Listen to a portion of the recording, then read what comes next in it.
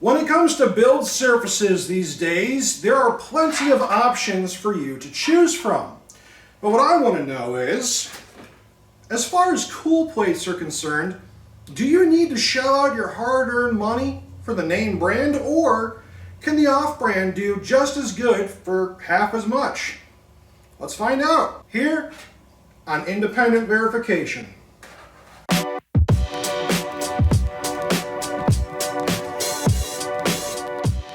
Now right off the bat, I just want to say this is not a sponsored review or test in any way, shape, or form.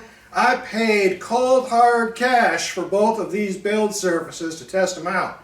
So, let the testing commence. Now the subject of our torture test today is this Overture brand cold white PLA. For some reason, no matter what I do, I cannot get it to stick to this PEI build surface. Drying the filament, cleaning it with isopropyl alcohol, then Dawn power wash, and trying over again with different temperatures, literally nothing works. Take a look. As you can see, it just simply doesn't stick.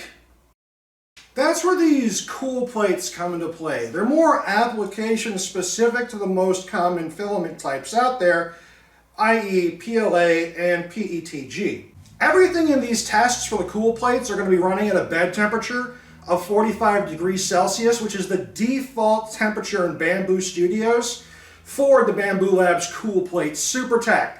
Nozzle temperature will be running at 220 degrees Celsius per the standard default config inside of Bambu Labs Studios. Now what's great is we get a good first layer and a few more layers on top of that, demonstrating that even with this really awful plastic, the Bambu Labs Cool Plate supertack does a decent job at holding its grip with it.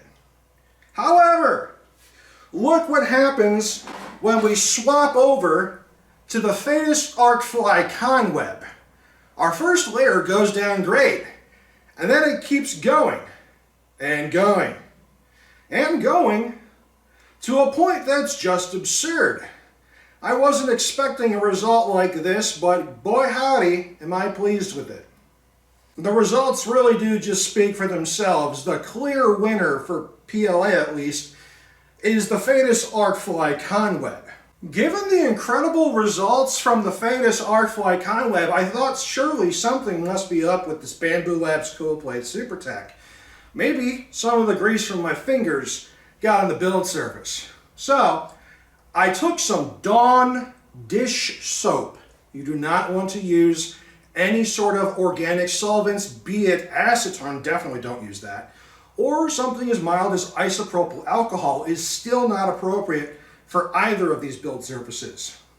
You want to use Dawn dish soap or something of the like, or preferably what I ended up doing after trying that and that not working is Dawn power wash. It does a nice degreasing and it acts as a wonderful surfactant to pull up all the oils that might be on your fingers.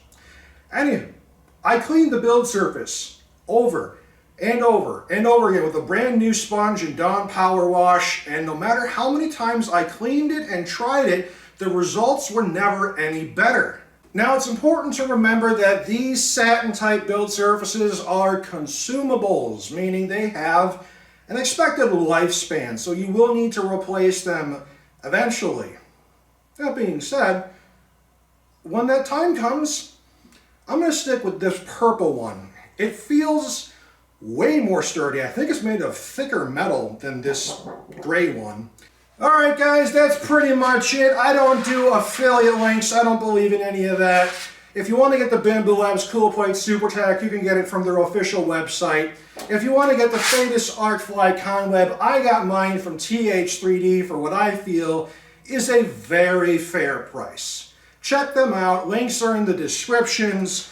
If you want to see more videos like this, consider subscribing. And remember, measure twice, print once.